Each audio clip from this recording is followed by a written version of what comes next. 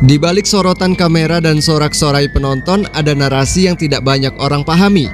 Sosok kakak Klan yang diserang dan dicap sebagai orang yang sombong, padahal aslinya tidak sesuai dengan kenyataannya. Tapi sebelum lanjut, jangan lupa like, komen, dan tonjok tombol subscribe-nya. And here we go again, welcome to Nadir.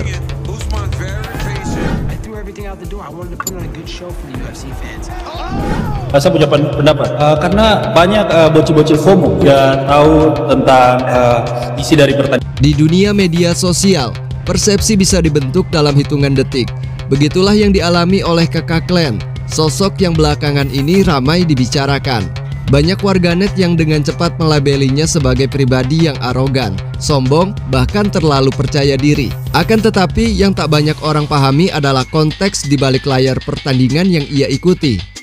Banyak bocil-bocil FOMO ya tahu tentang isi dari pertandingan. Ya. Mereka tidak tahu kalau di pertandingan itu ada entertain.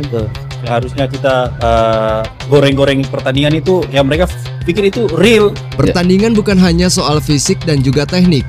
Di dalamnya ada elemen hiburan, strategi, dan narasi yang sengaja dibangun untuk membangkitkan emosi penonton. Sayangnya hal-hal seperti ini sering tidak disadari, terutama oleh generasi muda yang rentan terkena FOMO atau bisa dikatakan bocil FOMO. Banyak bocil-bocil FOMO, sehingga menilai hanya dari cuplikan-cuplikan singkat di media sosial tanpa memahami keseluruhan alur cerita.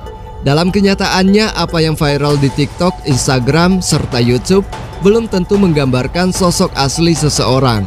Pokoknya mereka tuh kira kita di sosial media itu bakal sama seperti di real life. Kakak Klan pun, terutama kakak Ungke, sempat buka suara soal minimnya dukungan yang ia terima sebelum laga berjalan.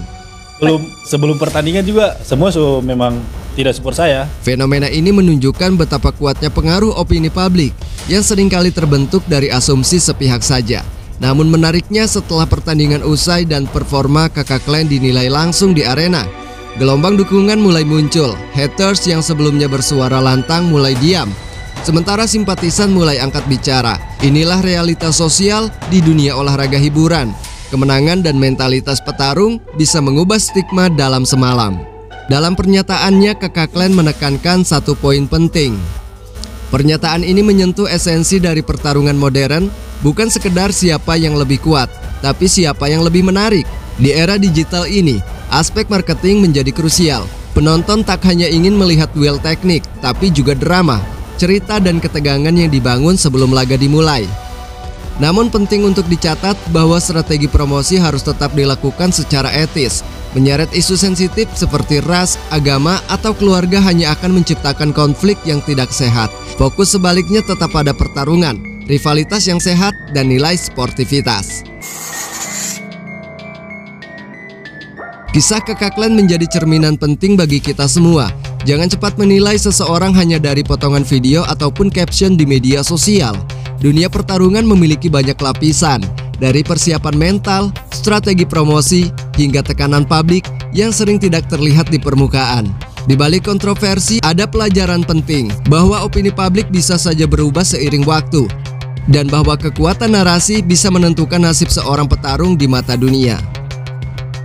Dan itulah kabar singkat dari Nadir. Terima kasih telah menyaksikannya. Saya Nadir di sini. Sampai berjumpa di video selanjutnya. Jadi kita harus lebih menggoreng pertandingan ini, tapi tetap dalam porosnya, tidak terlalu sampai bawa ras atau agama atau keluarga.